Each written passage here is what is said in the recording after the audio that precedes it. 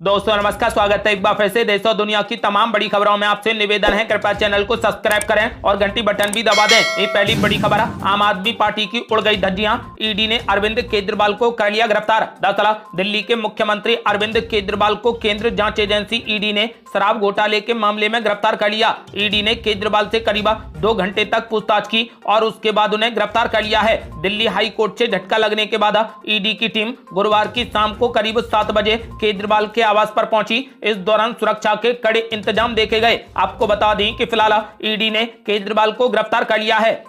अगली बड़ी खबर, गिरफ्तारी के बाद इस्तीफा नहीं देंगे केजरीवाल। आम आदमी पार्टी बोली वो मुख्यमंत्री थे, हैं और हमेशा रहेंगे। दरअसल दिल्ली के मुख्यमंत्री अरविंद केजरीवाल की गिरफ्तारी के बाद आम आदमी पार्टी ने साफ कर दिया है कि केजरीवाल मुख्यमंत्री बने रहेंगे, वो अपना इस्तीफा नहीं देंगे। मंत्री आतिशी ने कहा कि केजरीवाल मुख्यमंत्री थे, हैं और रहेंगे। गिरफ्तारी के समय केजरीवाल के आवास के बाहर भारी संख्या में भीड़ देखी गई। आम आदमी पार्टी के कार्यकर्ताओं ने इस दौरान अरविंद केजरीवाल जिंदाबाद के जमकर नारे भी लगाए। अगली बड़ी खबर, केजरीवाल की गिरफ्तारी के बाद ईडी दफ्तर पहुंची सीआरपीएफ की टीम। ड्रोन से की जा रही निगरानी, आज कोर्ट में किया जाएगा पेश। दरअसल केजरीवाल की गिरफ्तारी के बाद ईडी दफ्तर के बैक गेट पर सीआरपीएफ की टीम पहुंच गई है। जानकारी के मुताबिक सीआरपीएफ बल इसलिए तैनात किया गया है ताकि प्रदर्शनकारी ईडी के दफ्तर तक न पहुंच पाए। दिल्ली के मुख्यमंत्री केजरीवाल की गिरफ्तारी के बाद पुलिस अलर्ट मोड में आ गई है। दिल्ली पुलिस ने ड्रोन के जरिए निगरानी अभी से शुरू कर दी है। मुख्यमंत्री केजरीवाल की गिरफ्तारी के बाद अधिकारियों ने कहा कि केजरीवाल को आज पीएमएलए कोर्ट में पेश किया जाएगा। ईडी उनकी कस्टडी की मांग करेगी ताकि आगे की पूछताछ की जा सके। अगली बड़ी खबर, केजरीवाल की गिरफ्तारी पर प्रियंका गांधी ने मोदी सरकार पर बोला जबरदस्त हमला। बोली ये लोकतंत्र के हर उसूल के खिलाफ है। दरअसल कांग्रेस नेता प्रियंका गांधी ने कहा कि चुनाव के चलते दिल्ली के मुख्यमंत्री अरविंद केजरीवाल को इस तरह टारगेट करना एकदम गलत और असंवैधानिक है। उन्होंने कहा कि राजनीति का इस तरह से गिराना न पीएम मोदी जी को शोभा देता है, न ही उनकी सरकार को शोभा देता है। प्रियंका गांधी ने कहा कि अपने आलोचकों से चुनावी रणभूमि में उतरकर लड़िए, उनका डटकर मुकाबला करिए, उनकी नीतियों और कार्यशैली पर बेशक हमला करिए, यही लोकतंत्र होता है। मगर इस तरह देश की सारी संस्थाओं की ताकत का अपने राजनीतिक मकसद को पूरा करने के लिए इस्तेमाल करना, दबाव डालकर उन्हें कमजोर करना लोकतंत्र के हर उसूल के खिलाफ है। अगली बड़ी खबर, केजरीवाल की गिरफ्तारी पर भड़के पप्पू यादव। बोले नरेंद्र मोदी जी लोकसभा चुनाव में निश्चित पराजय से आतंकित हैं। दरअसल ईडी ने आबकारी नीति मामले में केजरीवाल को गिरफ्तार कर लिया है। गिरफ्तारी के बाद राजनीतिक बयानबाजी काफी तेज हो गई है। इस मामले को लेकर कांग्रेस नेता पप्पू यादव ने पीएम नरेंद्र मोदी पर जबरदस्त हमला बोला। उन्होंने कहा कि अरविंद केजरीवाल जी की गिरफ्तारी दर्शाती है कि नरेंद्र मोदी जी लोकसभा चुनाव में निश्चित पराजय से आतंकित हैं।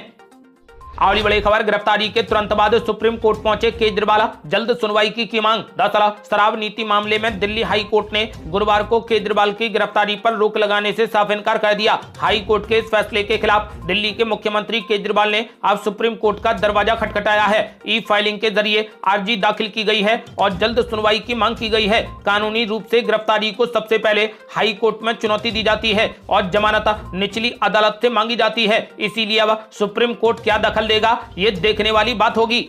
अगली बड़ी खबर, केजरीवाल की गिरफ्तारी पर बीजेपी नेताओं ने बोला जबरदस्त हमला। कहा अब जेल में होगा होली मिलन। दरअसल बीजेपी नेता साजिया इल्मी ने कहा कि बीजेपी को ब्लेम करना आसान है, लेकिन बीजेपी ने नहीं कहा था कि अपने घर में नई शराब पॉलिसी बनाइए। ब्लैक लिस्टेड कंपनी को जोड़ने के लिए बीजेपी ने नहीं कहा था। तो वहीं बीजेपी के प्रवक्ता गौरव भाटिया ने कहा कि केजरीवाल ईडी के सामने क्यों पेश नहीं हुए, उन्होंने अपने पैर पर खुद कुल्हाड़ी मारी है। उन्होंने कहा कि अब जेल के अंदर मनीष सिसोदिया, संजय सिंह और मुख्यमंत्री केजरीवाल का होली मिलन होगा।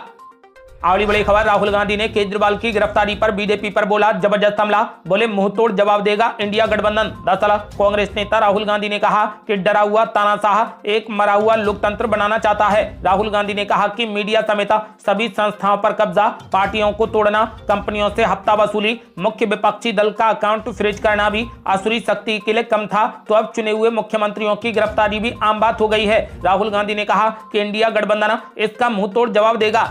अगली बड़ी खबर, अखिलेश यादव ने बीजेपी पर साधा निशाना, बोले केजरीवाल की गिरफ्तारी एक नई जन क्रांति को जन्म देगी। दरअसल अखिलेश यादव ने कहा कि जो खुद है शिकस्त के खौफ में कैद, वो क्या करेंगे किसी और को कैद। उन्होंने कहा कि भाजपा जानती है कि वो फिर दोबारा सत्ता में नहीं आने वाली है, इसी डर से वो चुनाव के समय विपक्ष के नेताओं को किसी तरह से जनता से दूर करना चाहती है। उन्होंने कहा कि गिरफ्तारी तो बस बहाना है, ये गिरफ्तारी एक नई जन क्रांति को जन्म देगी। अगली बड़ी खबर, कांग्रेस पार्टी ने बीजेपी पर साधा निशाना, कहा जो भाजपा में नहीं जाएंगे वो जेल जाएंगे। दरअसल छत्तीसगढ़ के पूर्व मुख्यमंत्री भूपेश बघेल ने कहा कि जो भाजपा में नहीं जाएंगे वो जेल जाएंगे। उन्होंने कहा कि तानाशाही चरम पर है, याद रहे अहंकार ईश्वर का भोजन है और हम सब तानाशाही के विरुद्ध एकजुट हैं। तो वहीं आम आदमी पार्टी के विधायक दिलीप पांडे ने कहा कि केजरीवाल जहां रहेंगे वहां से ही सरकार चलेगी, चाहे वो जेल में रहें या कहीं और रहें। बीजेपी जांच एजेंसियों का दुरुपयोग कर रही है और इसीलिए अरविंद केजरीवाल को गिरफ्तार किया गया है। अगली बड़ी खबर, आज जेल जा सकते हैं अखिलेश यादव, आजम खान से करेंगे मुलाकात। दरअसल जेल में बंद समाजवादी पार्टी के राष्ट्रीय महासचिव आजम खान से मिलने के लिए आज समाजवादी पार्टी के राष्ट्रीय अध्यक्ष अखिलेश यादव सीतापुर जेल जा सकते हैं। आज सीतापुर जेल में आजम खान से मिलने के लिए अखिलेश यादव का कार्यक्रम है। ऐसा माना जा रहा है कि रामपुर और कुछ अन्य लोकसभा की सीटों को लेकर आजम खान से प्रत्याशियों के चयन पर सहमति लेने की तैयारी है। ऐसा माना जा रहा है कि अखिलेश यादव आज सीतापुर जेल जाकर समाजवादी पार्टी के राष्ट्रीय महासचिव आजम खान से मुलाकात करेंगे। अगली बड़ी खबर, अखिलेश यादव कर रहे बीजेपी की मदद, गठबंधन टूटने के बाद पल्लवी पटेल ने लगाए गंभीर आरोप। दरअसल समाजवादी पार्टी के नेता और यूपी के पूर्व मुख्यमंत्री अखिलेश यादव द्वारा अपना दल कमेरावादी से गठबंधन तोड़ने संबंधी बयान के बाद अपना दल कमेरावादी की नेता और विधायक पल्लवी पटेल ने बड़ा पलटवार किया है। पल्लवी पटेल ने सपा मुखिया अखिलेश यादव पर धोखा देने और बीजेपी के हाथों खेलने का सनसनीखेज आरोप लगाया है। अपना दल कमेरावादी नेता ने कहा कि अखिलेश यादव भाजपा के इशारे पर काम कर रहे हैं, ज्यादातर सीटों पर बीजेपी को वॉकओवर देकर उसकी मदद कर रहे हैं। उन्होंने कहा कि परिवार वाली सीटों को छोड़कर ज्यादातर जगहों पर ऐसे उम्मीदवार उतार रहे हैं जो बीजेपी के मुफीद हो।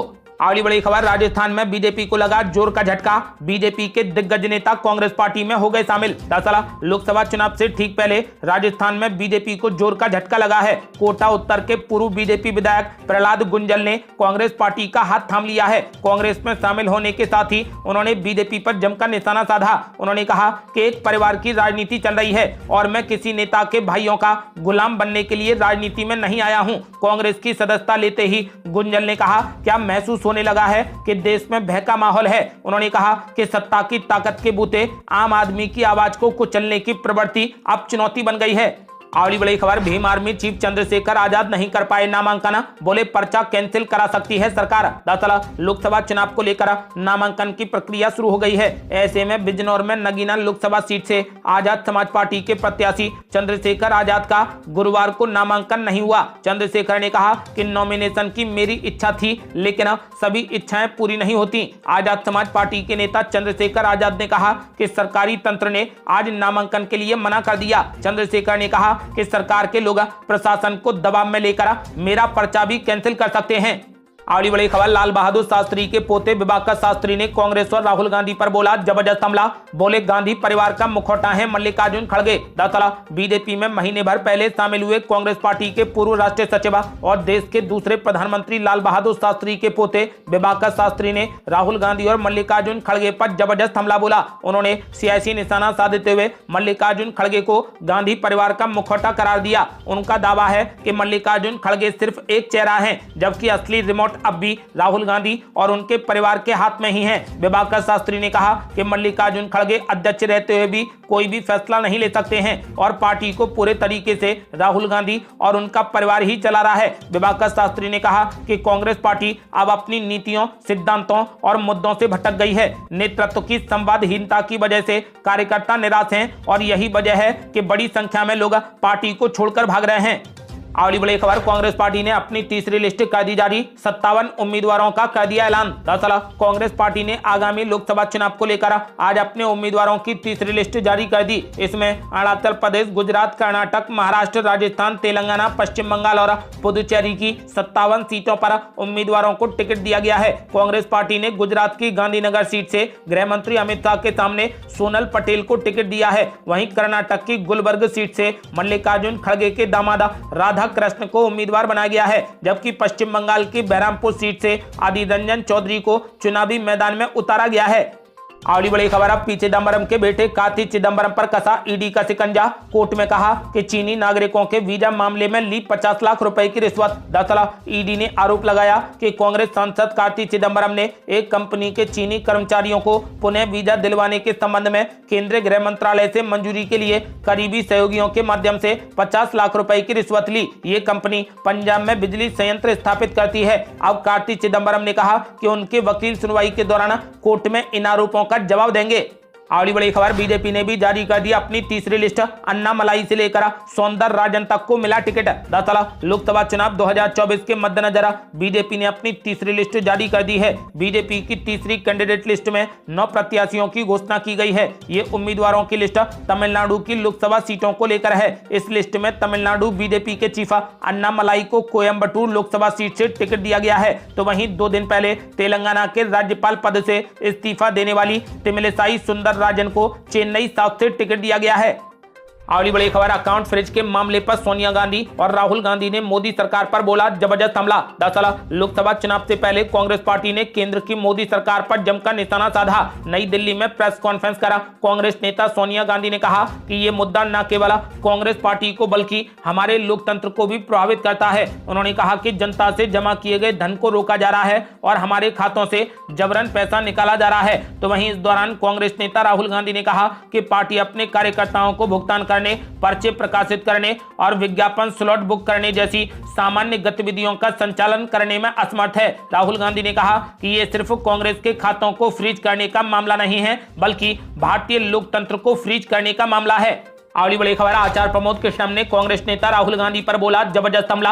बोले पार्टी पैसे से नहीं बल्कि पेशेंस से चलती है। दरअसल लोकसभा चुनाव से पहले सत्ता विपक्ष के नेताओं का एक दूसरे के ऊपर वार पलटवार का दौर जारी है। वहीं कांग्रेस नेता राहुल गांधी और सोनिया गांधी ने बीजेपी नीति केंद्र सरकार पर पार्टी के बैंक अकाउंट फ्रीज करने का आरोप लगाया है। तो वहीं इसी बीच अब कांग्रेस के पूर्व नेता और कल की पीठाधीश्वर आचार्य प्रमोद कृष्णम ने राहुल गांधी पर तंज कसा। कल की पीठाधीश्वर आचार्य प्रमोद कृष्णम ने कहा कि राहुल गांधी जी पार्टी पैसे से नहीं बल्कि पेशेंस से चलती है। आपको बता दें कि कांग्रेस ने जब से आचार्य प्रमोद कृष्णम को पार्टी से निकाला है तब से उनके तेवर और ज्यादा तल्ख हो गए हैं।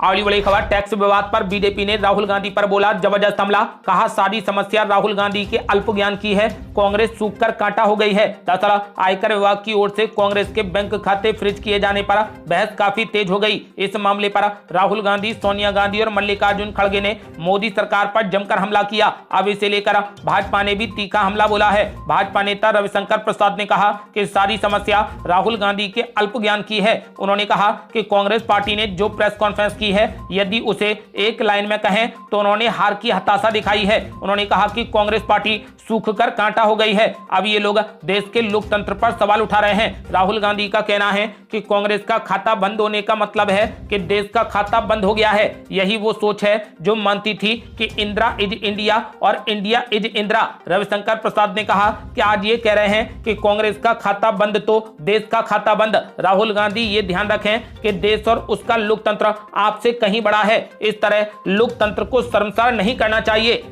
अगली बड़ी खबर, राहुल गांधी पर आनंद शर्मा ने बोला जबरदस्त हमला। बोले इंदिरा गांधी और राजीव गांधी की विरासत का अपमान है जाति जनगणना। दरअसल लोकसभा चुनाव से ठीक पहले कांग्रेस पार्टी में अंदरूनी कलह खुलकर सामने आ गई है। पूरे देश में जाति जनगणना कराने का वादा कर रहे कांग्रेस सांसद राहुल गांधी को अपनी ही पार्टी के एक बड़े नेता से विरोध का सामना करना पड़ा है। दरअसल जाति जनगणना की मांग के साथ राहुल गांधी लोगों से ये वादा कर रहे हैं कि अगर वो सत्ता में आए तो वो खुद से कराएंगे। अब उनकी इस मांग को लेकर राहुल गांधी पूर्व कैबिनेट मंत्री आनंद शर्मा ने निशाना साधा है। उन्होंने कहा कि जाति जनगणना कोई रामबाण नहीं है। उन्होंने इसे इंदिरा गांधी और राजीव गांधी की विरासत का अपमान बताया है।